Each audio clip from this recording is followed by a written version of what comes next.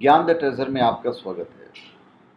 और हम आपको बताएंगे भगवान शिव को जब हम बेलपत्र अर्पित करते हैं, बिल्व पत्र जब अर्पित करते हैं तो उसके कुछ खास नियम हैं।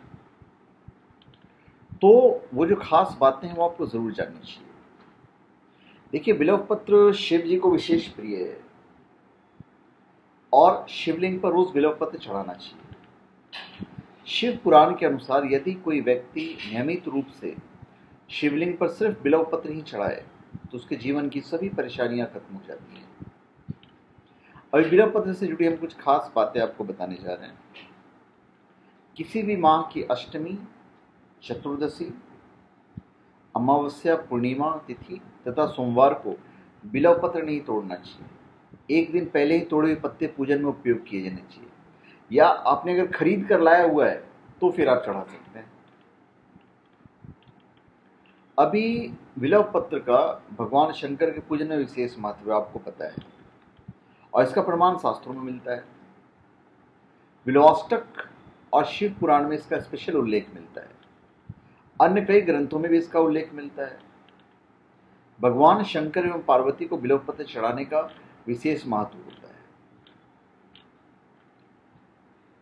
जिस तरह सफेद सांप, सफेद टांग, सफेद आंख, सफेद दुर्वा होते हैं, उसी तरह सफेद बिल्व पत्र भी होता है। यह प्रकृति की अनमोल देन है। इस बिल्व पत्र के पूरे पेड़ पर श्वेत पत्र आते हैं, श्वेत पत्ते आते हैं। इसमें हरी पत्तियां नहीं होती है। इन्हें भगवान शंकर को अर्पित करने का विशेष महत्व होता है। किसी भी दिन और किसी भी तिथि पर खरीद कर लाया हुआ बेलपत्र, बिल्व पत्र हमेशा ही पूजन में शामिल किया जा सकता है। बिल्व का वृक्ष घर के उत्तर दिशा में हो तो सुख शांति बढ़ती है और बीच में हो तो मधुर जीवन होता है। बेल वृक्ष की उत्पत्ति के संबंध में स्कंद पुराण में कहा गया है कि एक बार देवी पार्वती ने अपने ललाट से पसीना पोंछकर फेंका, जिसकी कुछ बूंदें मंदार पर्वत पर गिरी, जिससे बेल वृक्ष उत्पन्न हुआ। इस वृक्ष की जड़ों में गिरिजा, तना में महेश्वरी, शाखाओं में दक्ष यायनी, पत्तियों में पार्वती, फूलों में गौरी और फलों में कात्यायनी का वास है। शिव पुराण में बताया गया है कि जिस स्थान पर बिल्व वृक्ष है वह स्थान काशी तीर्थ के समान पूजनीय और पवित्र है। ऐसी जगह जाने पर अक्षय पुण्य की प्राप्ति होती है। घर में बिल्व वृक्ष लगाने से परिवार के सभी सदस्य कई प्रकार के पापों के प्रभाव से मुक्त हो जाते हैं। इस वृक्ष के प्रभाव से सभी सदस्य यशस्वी होते हैं।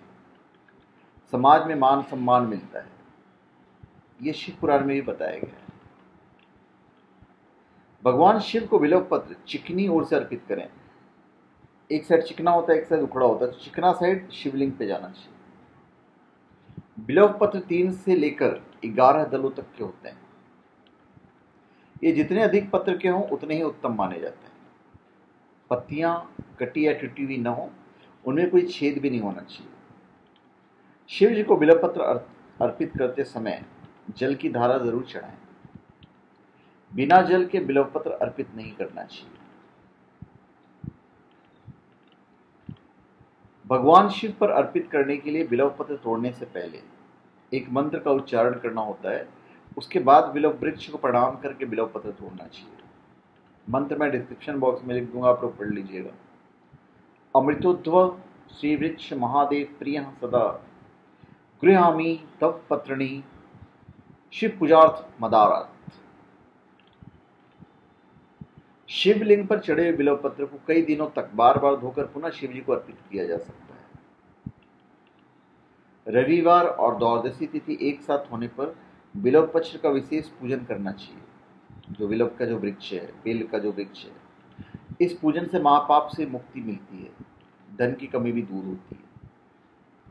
तो धन्यवाद। आप हमारे चैनल पर सब्सक्राइब करें और अपने कमेंट दीजिए। धन्यवाद।